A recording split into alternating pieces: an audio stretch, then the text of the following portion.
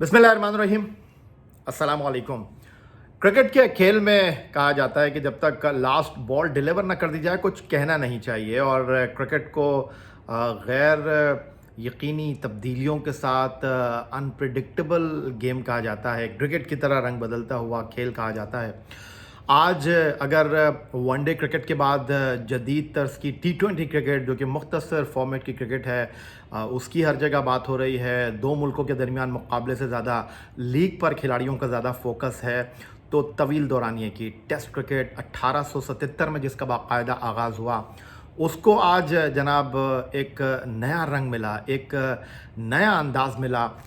भारत और ऑस्ट्रेलिया की क्रिकेट टीमों के दरमियान बॉर्डर गावस्कर ट्रॉफी के चौथे और आखिरी टेस्ट मैच के चौथे दिन वोलनगाबा ब्रिस्बेन पर, जहां हर कोई ये बात कर रहा था कि टेस्ट मैच जीतना तो दूर की बात, ड्रॉ करना भी टीम इंडिया के लिए बहुत मुश्किल होगा। वो टीम जो अश्विन के बगैर खेल रही थी, बुमराह के बगैर खेल रही थी, शामी के बगैर खेल रही थी, विराट कोहली के बगैर खेल रही थी, रविंद्र जडेजा के बगैर खेल रही थी, उसके लिए टीम ऑस्ट्रेलिया के बॉलर्स को वुलनगाबा ब्रिस्बेन की उस पिच पर, जहां दरारें पड़ चुकी थीं, जहां पर गेंद अचानक उठकर जो है वो बैट्समैन को सरप्राइज कर रहा था, उम्मीद नहीं थी किसी को कि आखिरी दिन वुलनगाबा ब्रिस्बेन के इस चौथे टेस्ट मैच में टीम इंडिया अपनी 10 विकेटों के साथ 324 रन्स के हदफ को हासिल कर लेगी। लेकिन ऐसा हुआ और आज एक तारीख रकम हुई, और क्रिकेट के खेल में एक बार फिर दवाम मिला टेस्ट क्रिकेट को, और इसके लिए क्रेडिट गोस टू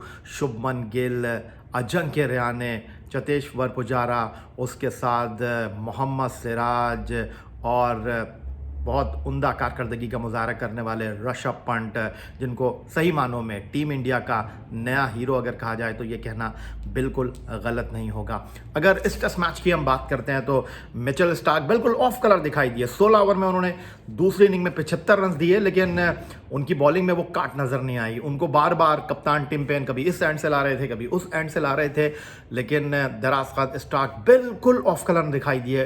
अगर मैं ये कहूँ तो शायद ये कहना गलत नहीं होगा।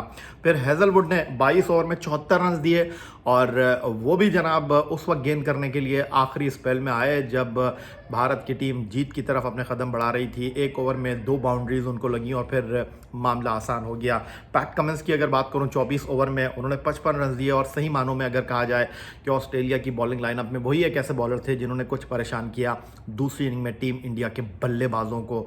फिर नेथन लियोन 31 ओवर में उन्होंने 85 रन दिए। बहुत बदकिस्मत रहे, कई बार उन्होंने बैट्समैन को डिसीव किया, कई बार उन्होंने बैट्समैन को बीट किया, कई बार उन्होंने बैट्समैन को चकमा दिया, लेकिन उनकी गेंद पर किस्मत शायद उनके साथ नहीं थी। किस्मत शायद टीम इंडिया के घर में बैठी हुई थी, और नेथन लियोन उस पिच के ऊपर जहां दरारें पड़ी हुई थी, जहां गेंद पड़ने के बाद ब्रेक हो रहा था, उनका साथ नहीं दे पाए। उनके कप्तान टिम पेन, जो कि मेलबर्न में, जो कि सिडनी में कैचेस गिरा चुके थे, यहाँ पर उन्होंने कई अहम मौके ज़ाया किए, और एक स्टंप तो बहुत महंगा पड़ेगा टीम ऑस्ट्रेलिया को। खैर, अब वो सीरीज़ हार चुके हैं। पहला टेस्ट मैच एडिलेड में पहली इनिंग में कुछ उम्दा कारकर्दगी के बाद, कुछ ठहराव के बाद इनिंग को आगे बढ़ाने वाली टीम इंडिया जिस तरह 36 रन पर पवेलियन चली गई थी, उसके बाद Michael Vaughan, Ricky Ponting, Shane Warne और मार्क वॉ, हर कोई ये कह रहा था कि सीरीज़ में टीम इंडिया के लिए कुछ नहीं है, वो खाली हाथ रहेंगे, और उनके लिए सीरीज़ में मां सिवाय नाकामी के कुछ दिखाई दे नहीं रहा। लेकिन क्रिकेट के खेल में हैरान किया, परेशान किया, और बहुत ज़्यादा इस सीरीज़ में हिलाकर रख दिया टीम ऑस्ट्रेलिया को। बॉर्डर गावस्कर ट्रॉफी में टीम इंडिया के नए खिलाड़ियों मोहम्मद सिराज, ऋषभ पंत, बिलखुसूस शुभमन गिल, जिनको टीम इंडिया का नया स्टार कहा जाए तो शायद ये कहना गलत नहीं होगा। और इन खिलाड़ियों की परफॉर्मेंस की अगर हम बात करते हैं तो कमाल कारकर्दगी का इन्होंने मुजाहरा किया, और खेल से लगाव रखने वाले, खेल को समझने वाले यकीनन इन खिलाड़ियों की कारकर्दगी पर दाद दिए बगैर रह नहीं सकेंगे।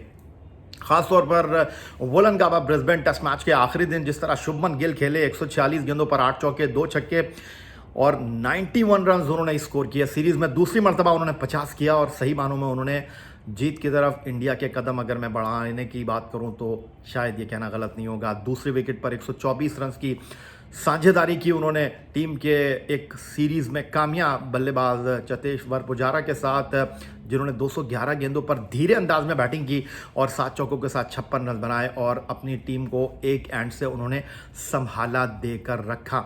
लेकिन जनाब कमाल खेले उत्तराखंड के ऋषभ पंत, विकेट कीपर की हैसियत से टीम में अपना किरदार अदा कर रहे थे, लेकिन दूसरा ना सिर्फ उन्होंने सीरीज में 50 किया बल्कि 89 नॉट आउट के साथ 138 गेंदों पर 9 चौकों और 1 छक्के के साथ उन्होंने मैच विनिंग इनिंग खेली। बॉर्डर गावस्कर ट्रॉफी अजिंक्य रहाणे के हाथों में पहुंचाने में अगर मैं ये कहूँ उन्होंने मरकजी किरदार अदा किया तो ये शायद कहना गलत नहीं होगा। और उत्तराखंड के ऋषभ पंत 274 रन बनाकर इस सीरीज में भारत के सबसे कामयाब बल्लेबाज रहे। भारत की तरफ से इस सीरीज में 4 ऐसे बैट्समैन थे जिन्होंने 200 से ज़्यादा रन स्कोर किए। कप्तान अजिंक्य रहाणे, चेतेश्वर पुजारा और उनके साथ शुभमन गिल। शुभमन गिल जनाब उन्होंने भी बड़ी उम्दा बल्लेबाजी का सीरीज में मुजाहरा किया और 21 साल के पंजाब के गिल ने 259 रन स्कोर किए सीरीज में। मजमूई तौर पर 274 रन बनाने में कप्तान अजिंक्य रहाणे कामयाब हुए, जिन्होंने मेलबर्न में मैच विनिंग सेंचुरी खेली और फिर 271 रन बनाने में कामयाब हुए